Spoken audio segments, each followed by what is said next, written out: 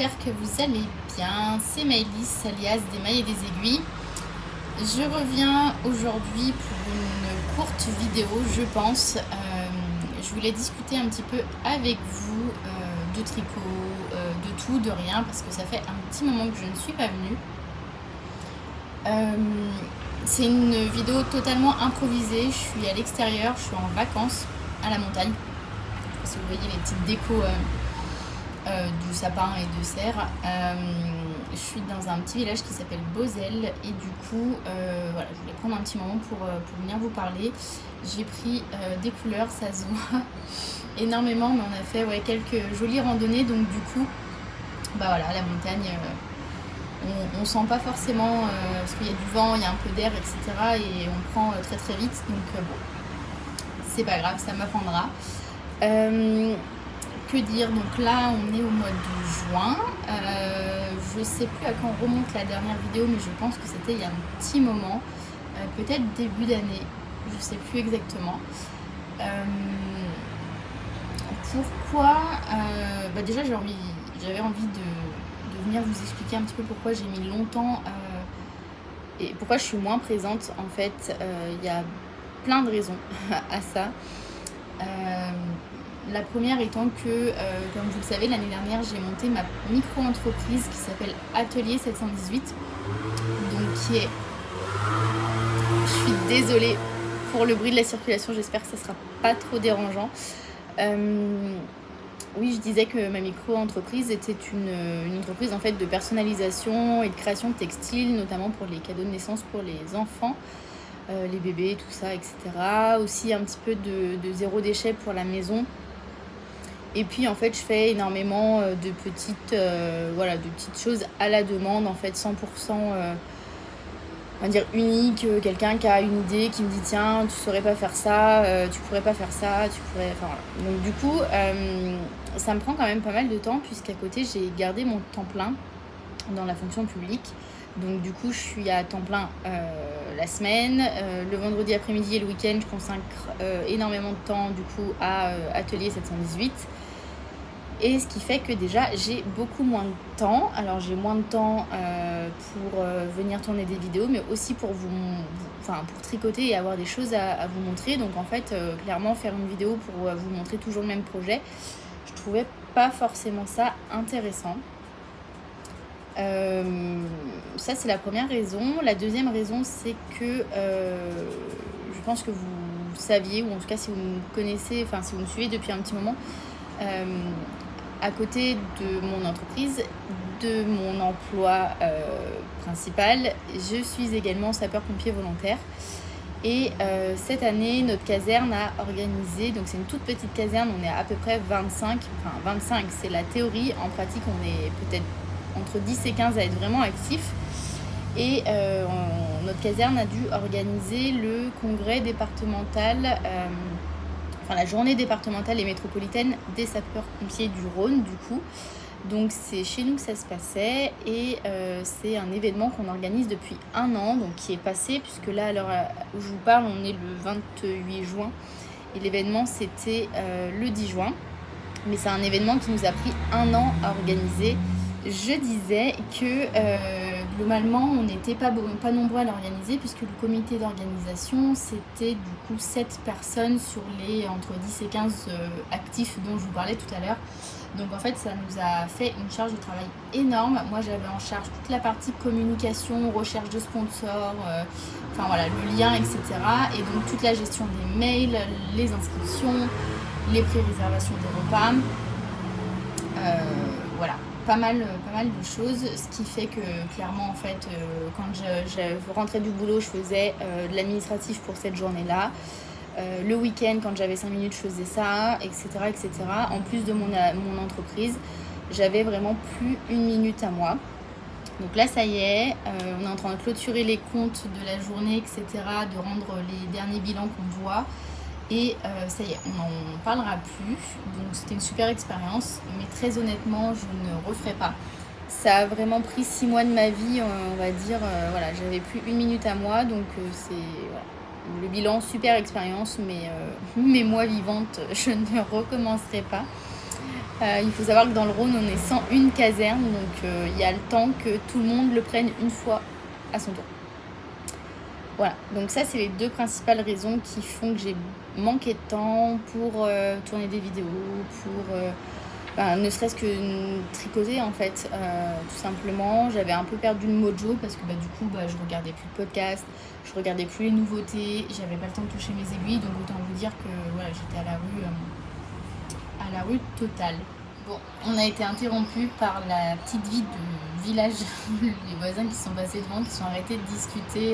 Voilà, ça fait quelques jours qu'on les croise et du coup on parlait de rando et de ce qu'on avait fait aujourd'hui. Bref.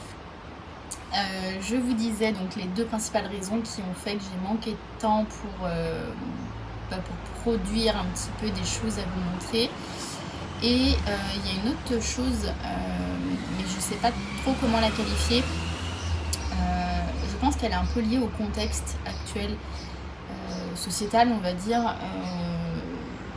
Tout ce qui est un petit peu anxiogène, la fin de la crise Covid, tout ce qui est inflation, voilà. Et de manière générale, j'arrivais plus forcément à trouver ma place sur les réseaux sociaux. Il y a eu plusieurs choses qui ont fait que voilà, j'ai eu besoin de prendre du recul avec les réseaux.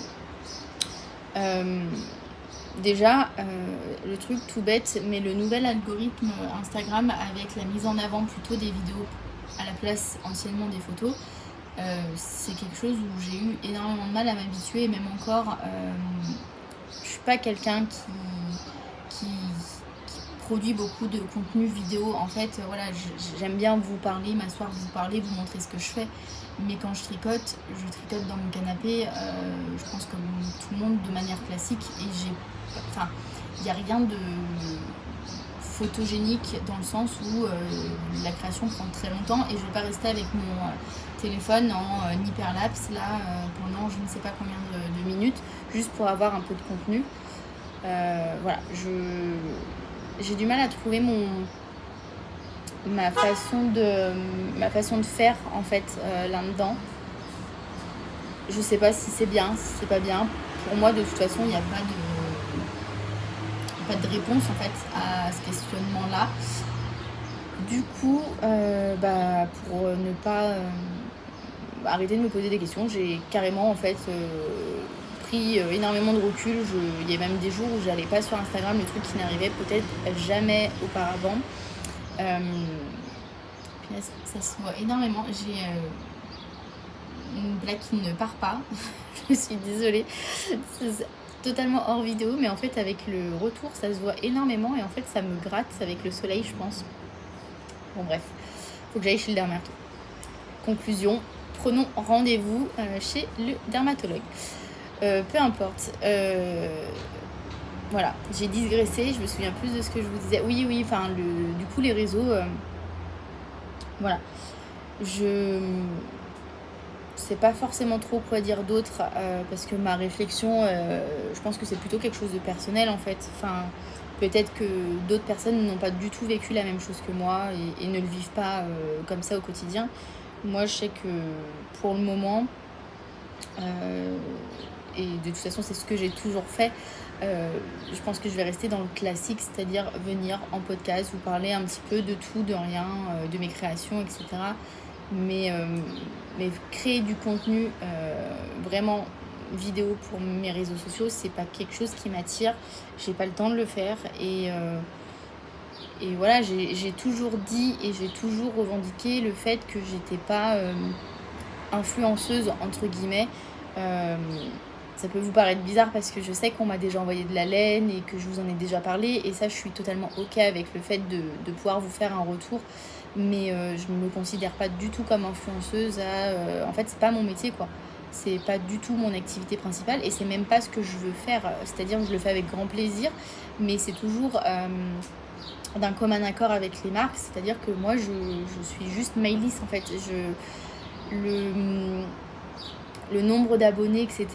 Je vais pas dire que ça m'importe pas parce que je suis ravie d'avoir une communauté et de pouvoir discuter avec vous, même si clairement là ça fait quasiment 1 an que je suis pas du tout présente. mais c'est pas mon activité principale et je veux pas monnayer ça. Je le fais avec grand plaisir si quand dans les conditions c'est vraiment un échange et que j'ai mon libre arbitre à pouvoir vous parler des choses franchement et avec le plus d'honnêteté que je peux. Enfin, je vous ai jamais fait un retour qui n'était pas le reflet de ce que je pensais réellement. Voilà, donc que dire pourquoi je disais ça? Oui, parce que du coup, là où je voulais en venir, c'est que il y a aussi ça qui m'a un petit peu freinée ces derniers temps. C'est que je voyais alors, énormément de podcasts, etc. Ou quand c'est de temps en temps, parce que moi je sais que je le fais, donc je peux comprendre que ça soit intéressant pour des filles qui tournent des vidéos de le faire de temps en temps.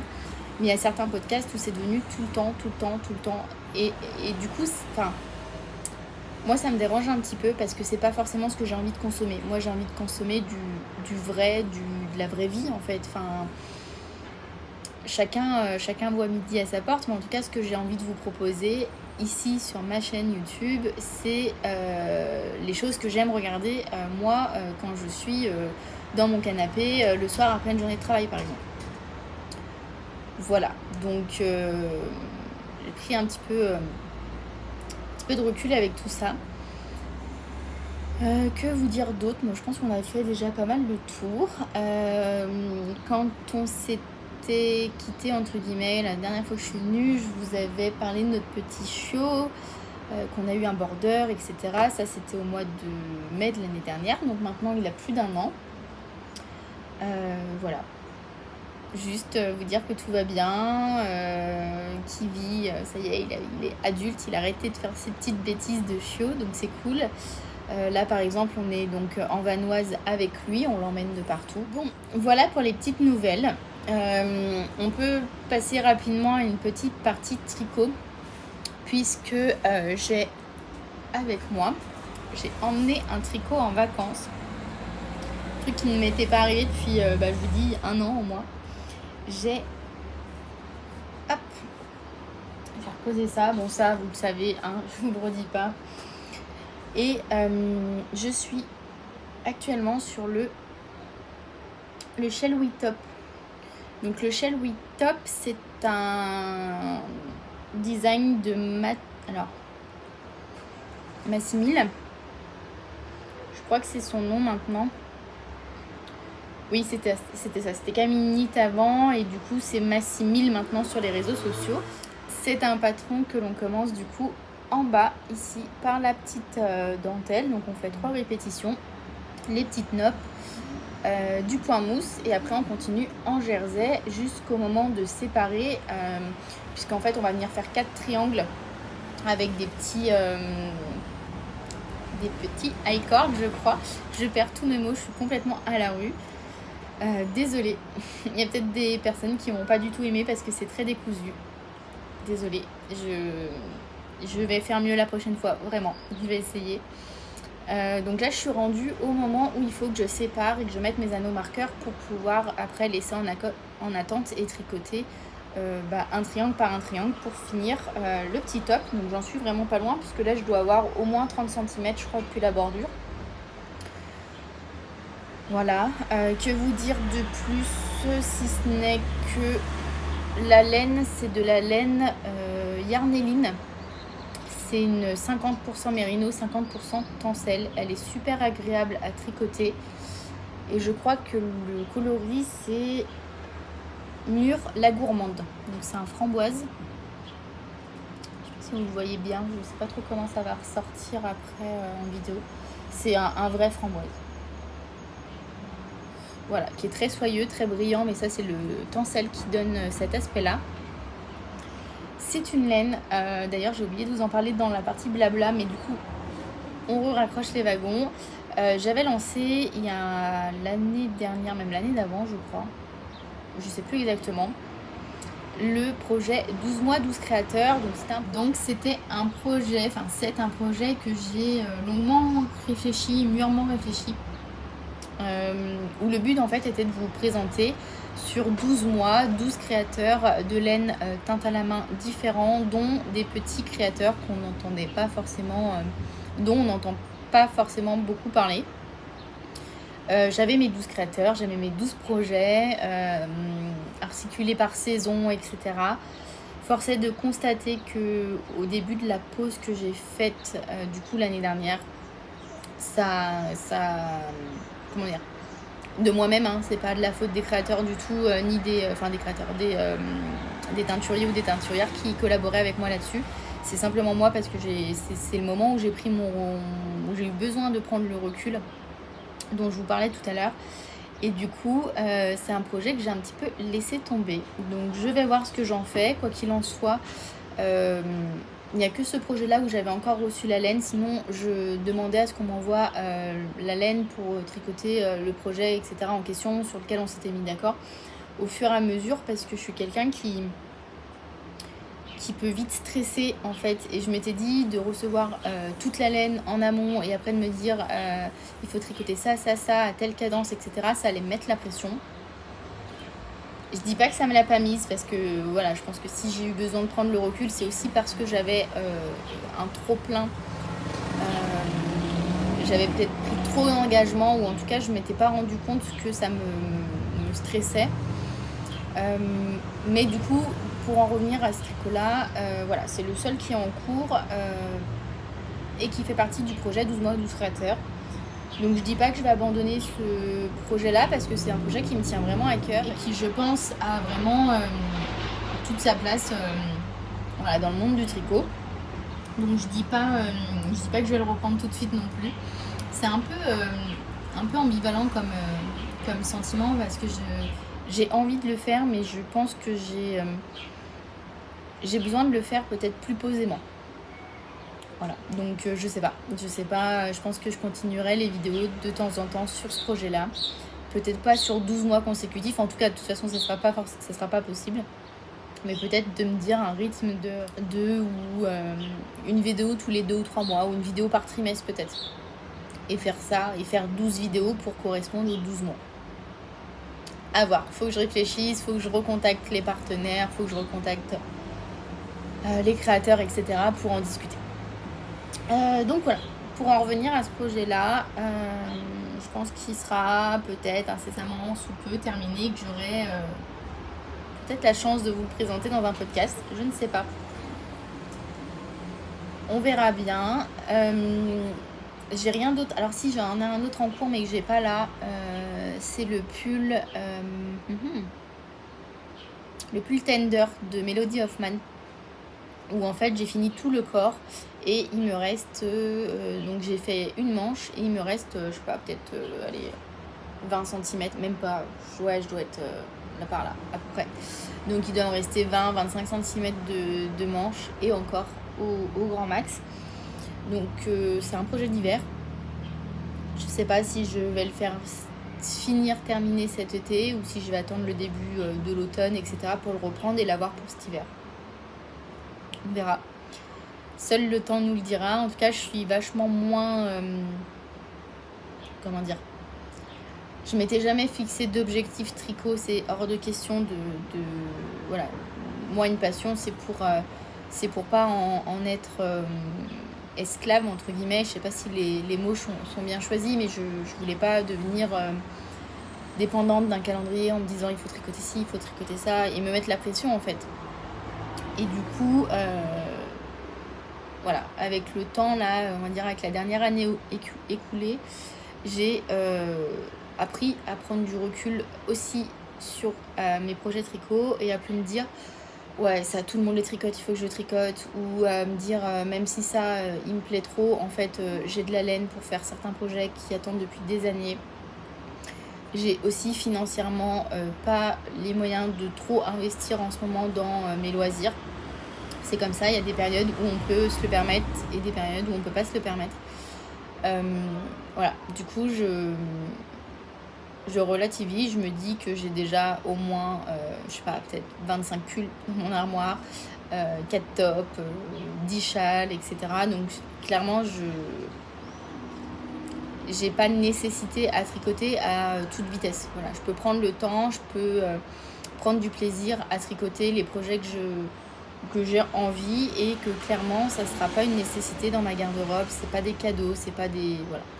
Donc wait and see, on va prendre le temps qu'il faut et puis on verra quand ils seront terminés. J'essaierai de venir vous les présenter par ici pour que vous puissiez les voir, que je puisse vous faire mon petit retour sur le patron, la laine, enfin comme d'habitude, comme un podcast classique. Voilà, et je crois que cette petite vidéo totalement improvisée avec du bruit de la circulation, 12 000 coupures, etc. Vous aura plu. En tout cas, moi j'ai pris beaucoup de plaisir à la faire. Ça me fait du bien en fait de venir vous parler. Donc voilà, on va pas se mettre de pression. N'hésitez pas à me dire en commentaire si ce genre de format vous a plu en mode voilà, sans maquillage, sans filtre du tout, quoi. Vraiment de vous à moi. Et puis je vous dis à une prochaine. Je sais pas quand, mais à une prochaine, c'est sûr. Bye bye.